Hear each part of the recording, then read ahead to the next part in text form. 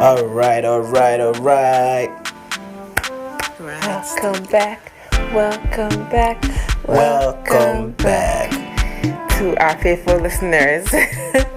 Yes, sir. It's your girl Nessa, baby. And it's your boy, as always, Dr. Dim. And this is Justin with the Dims. It's Justin with the Dims. For our new listeners, hello, welcome. Welcome to our podcast. Yes, where we discuss all things. Nothing is off limits. Yes. So this week we're discussing about AI and technology and what it looks like for the future, especially right now.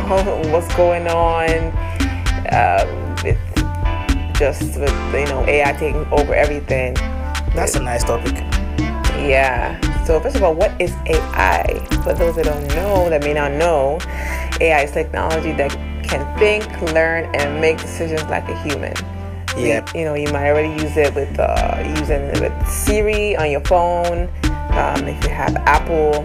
Artificial intelligence. Yeah, exactly. You use it. You use like Alexa. That's AI. What else? Google Voice. Facial detection now is all machine learning and all sorts of AI technologies now are out there. Yeah, and the algorithm and your social media feed, all of that is AI. That's true.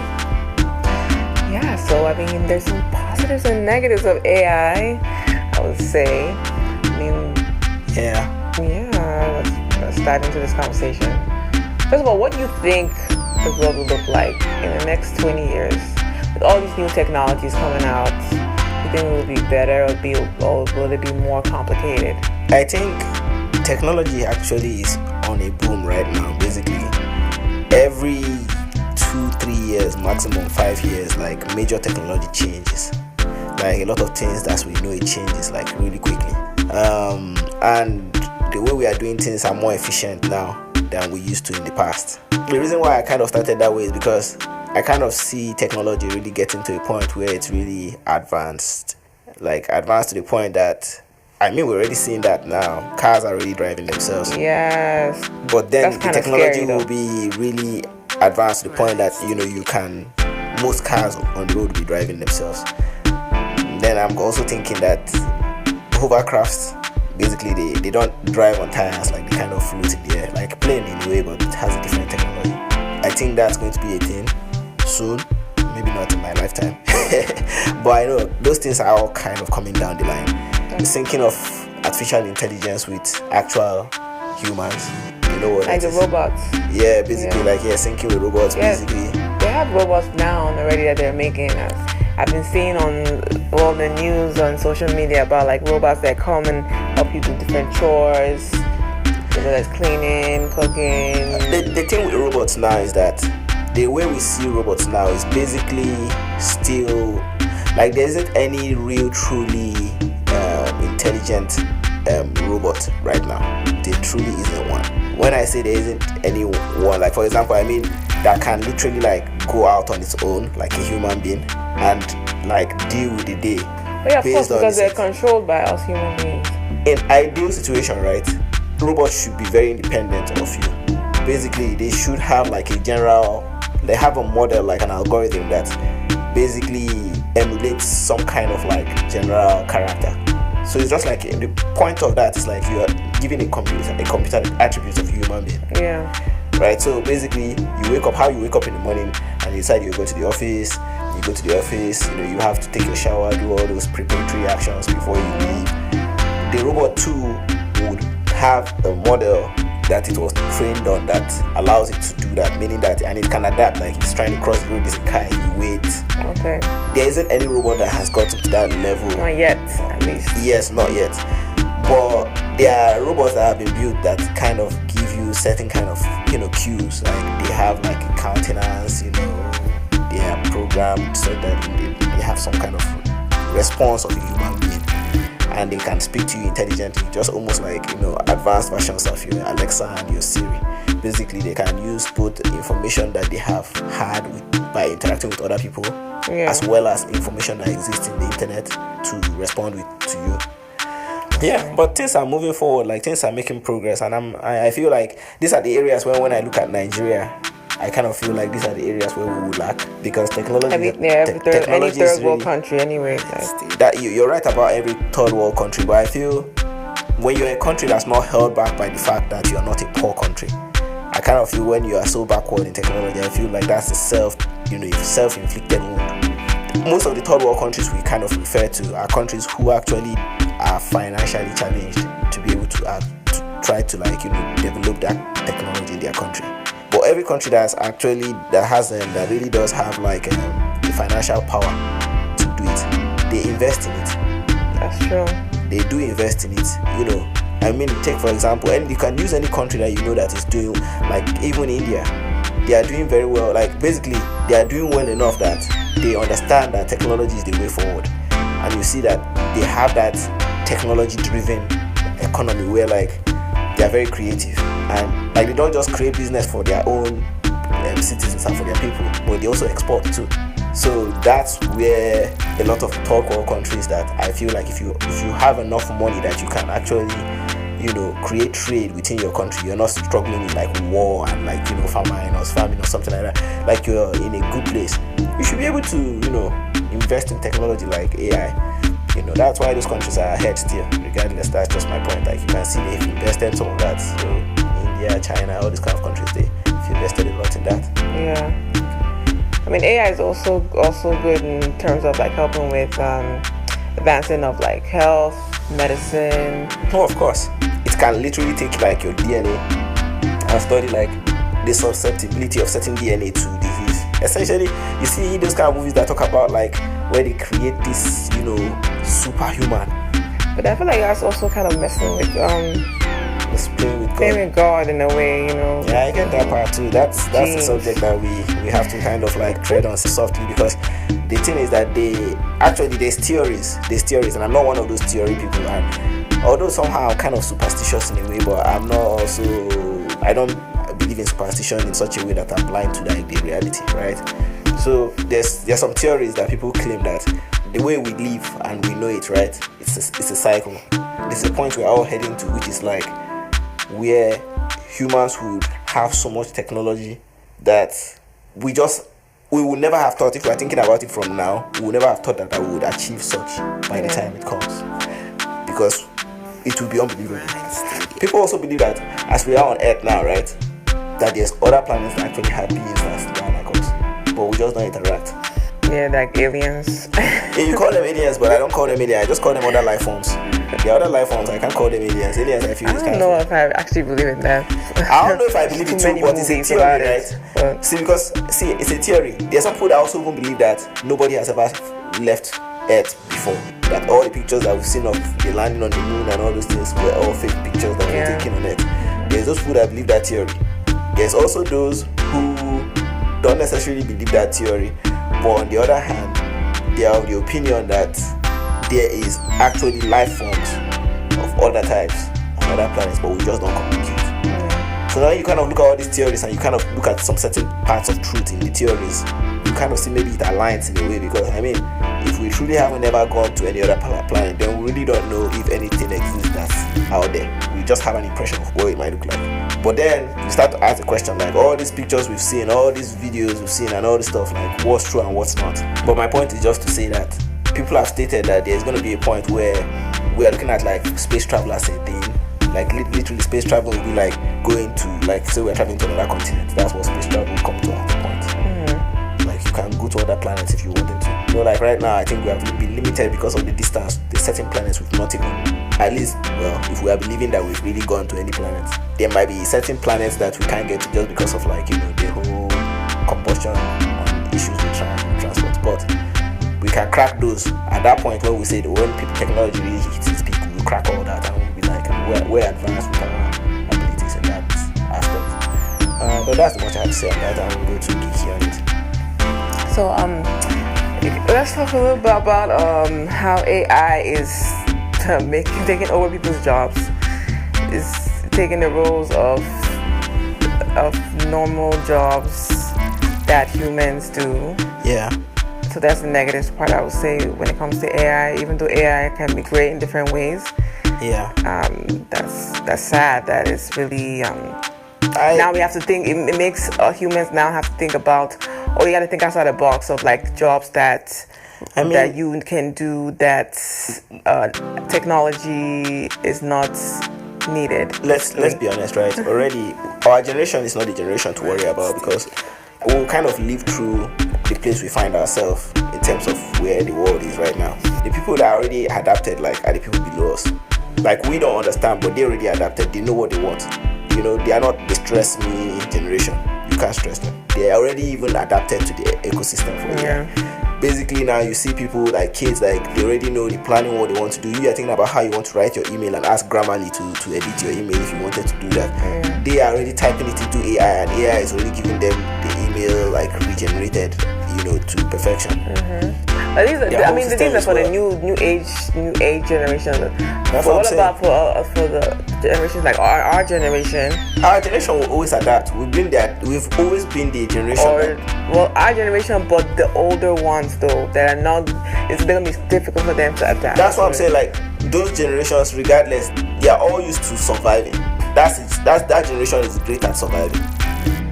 The thing they understand the best is predictability, right? Something that they can always tell what tomorrow will be there. Anytime, they are not going to, no surprises.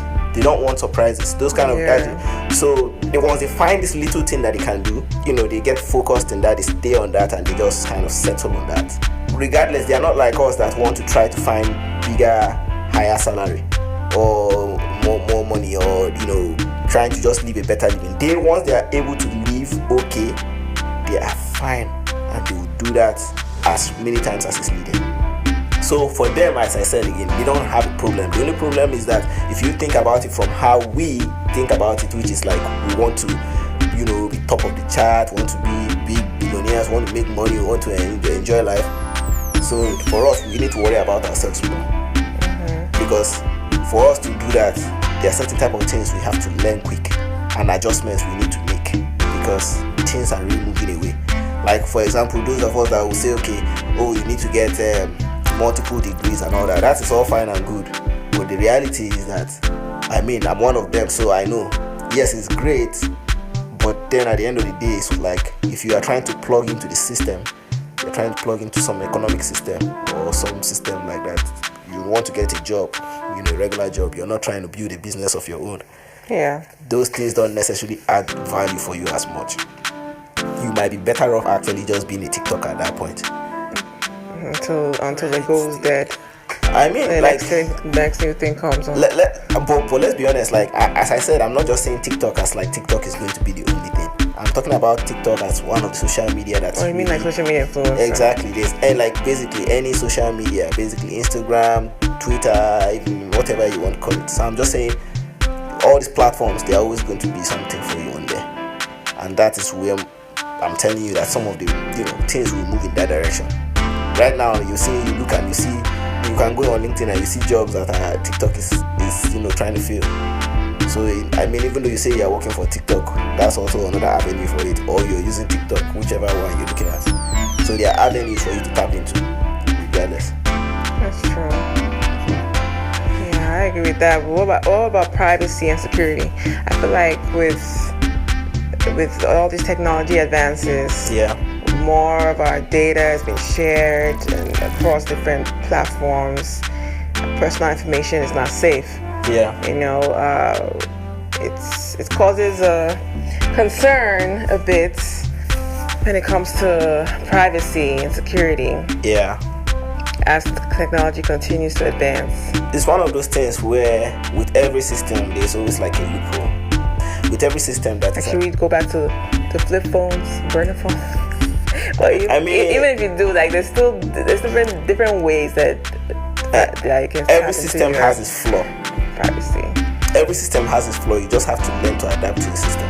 The reason I say that is even when we used to have hard copy stuff, like you take papers and go everywhere and sign documents. People were still cutting away with millions of dollars, because at the end of the day, someone somewhere is forced. Either did somebody put a gun on your head and say you must sign the document, or someone somewhere is like, get the kickback, you still sign the document. You don't even need to hack into some mainframe to actually get information. Yeah. So you sometimes, like, every system has a loophole. Or fire engulfs the whole building. If the hard copy of that thing gets burnt, it's done. You know, now we have systems where people like actually don't even have any documents physically in that building. So basically, they silo away all their management and financial documents and whatever administrative documents to the cloud.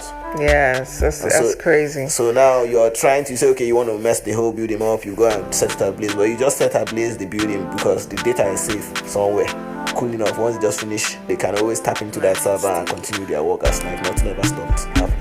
You just need to find another building. So that is the brilliance with like how technology has moved to change the worries and the risks associated with how we live every day. Imagine the first car that actually had an airbag, and now we have cars that have airbags that are sensitive to the orientation of the car. So if the car tilts over, then the airbags actually go off on certain parts of the car.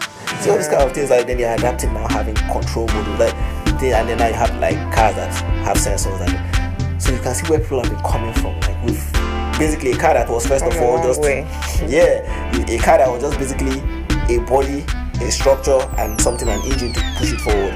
Now it's now having all sorts of other things inside, luxury features, you know, cameras, the ones that are remote controlled, the ones that are Bluetooth, the ones that are infrared, the ones that are not even wires now connect stuff anymore these days. Everything is like, you know, sensors that, you know, emit something that can, it's amazing. And then now amazing, even in computers too, how advanced they've come a long way. And now people are thinking about modeling.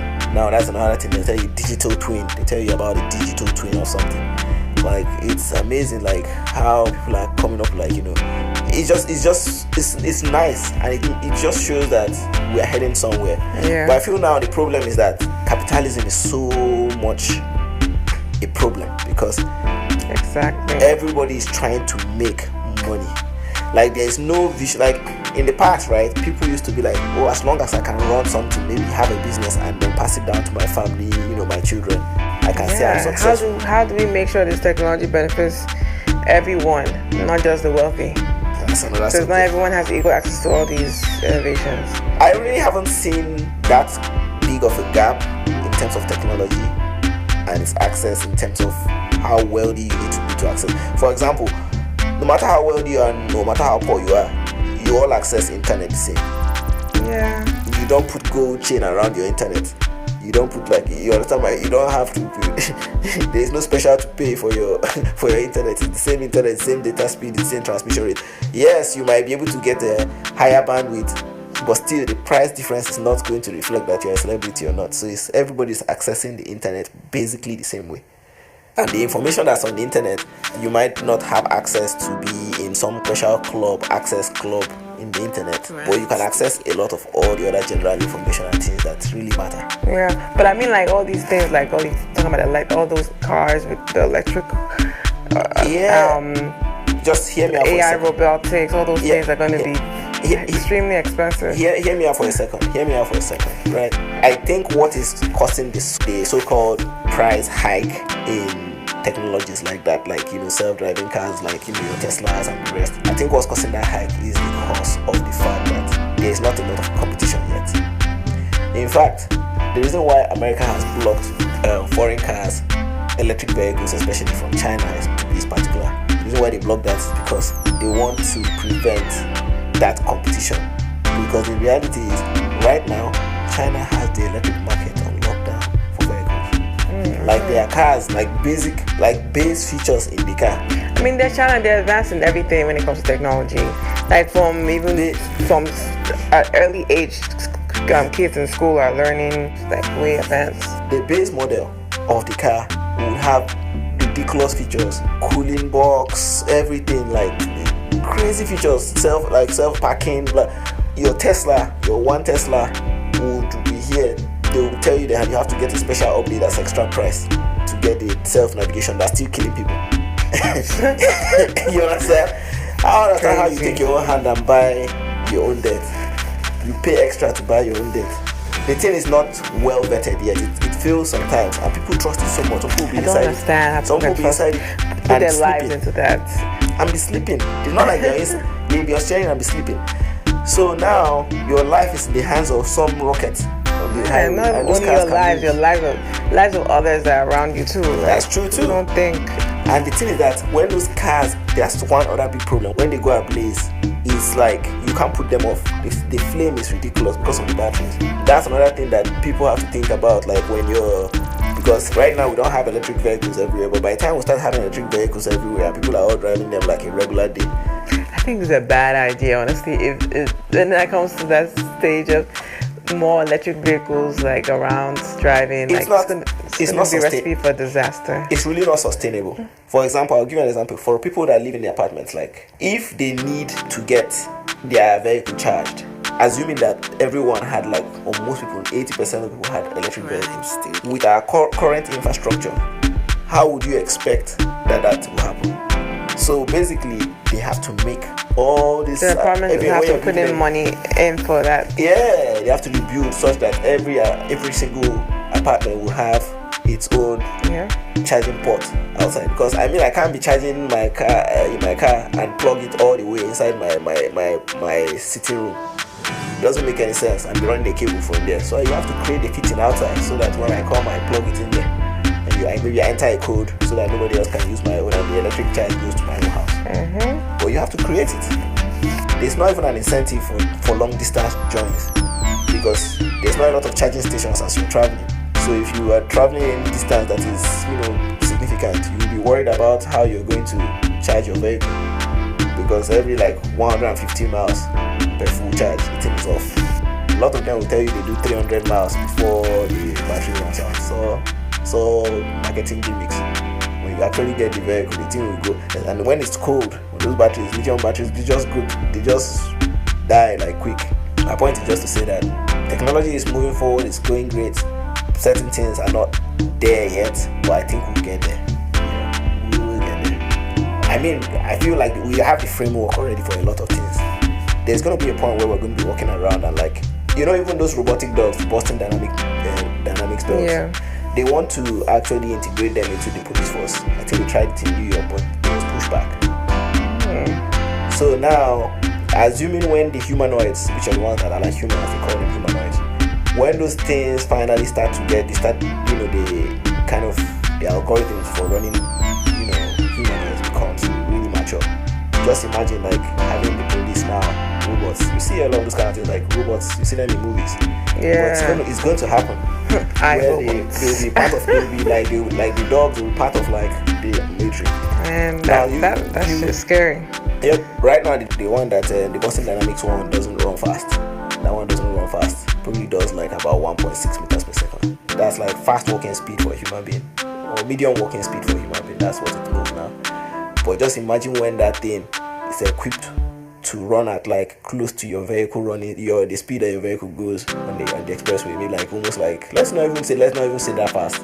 Let's say half that. Let's say 40 miles per hour. Right? That thing can do 40 miles per hour. That thing is catching any human being. Yeah, it's catching any human being. It doesn't even matter who you are. It will chase you down to catch you. And imagine a robotic machine with metals hitting you down. How that will feel. I mean, it's a good thing to have though, to fighting crime and whatnot. Yeah, it's good to have, but I just feel I always fear for things that can get into the wrong hands. But I'm saying what if something goes wrong? Yep. The coding goes in the wrong, like you said, wrong hands. Yep. Yeah. That's facts. I always think about that movie iRobot. Yeah, there's a lot of them. There's a lot of them that come to my mind. There's definitely a lot of them that always come to my mind. Those movies, they are not. Those movies are not done by people who don't understand what the reality is. They understand where things are going to. A lot of them are how when we talk about some of the stuff we talk about. Yeah, if you have a vivid image about things, that's how you come up with movies. You just have a very, very vivid image of what you think and kind of understanding day-to-day life and where technology is heading and where economics is heading. Yeah. You can write a story and come up with a nice movie theme. Like Back to the Future. I by now I thought that we probably would have been Back to the Future, had cars, all the cars flying, all those technology things like that. I thought right now that would be the case. I mean, there's things that we are seeing that tells us that we might get there. We're getting there. I feel like where people are kind of struggling, scientists and engineers are struggling, is like being able to like at least move people's consciousness. Where you can clone yourself and you can move your consciousness into something else. Yo, that's insane. So like you're in your house now and you want to go see your brother, just move your consciousness into there. Go see your brother in his own house. Basically, like you have another like a clone of you, and you can just stand and talk to him. Like man, that would be awesome. Honestly, yeah. That's like in some ways. You don't need to get into any plane or anything. You know, rather than have a video call, you can literally just appear like a hologram. Like holograms. Holograms are already there though, but there's more technology coming that will, you know, because holograms are almost like images in a way, so not really very representative of the reality of what you are over there, but it kind of makes it look like you know how we have FaceTime, video calls. Like, do you think in the next 20 years or 30, 40 years, 30 years, I mean, there's mobile projectors. It's gonna be like that mobile projector. There's mobile projectors where like you see you can project on your palm and look at it, or you project in the air. Like when you call somebody, you see them on your palm, on your hand. Yeah. They have that right now. No, they don't have it now, but it's coming.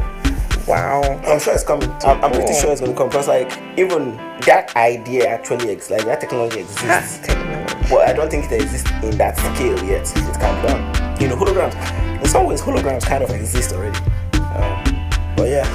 Yeah, it's cool stuff, man. This is something very interesting to think about. Something to really think about. Yeah. You know, about how the future of technology is moving, what's next, how's it gonna affect us, how's it gonna affect us, our relationship with people, with, just ourselves.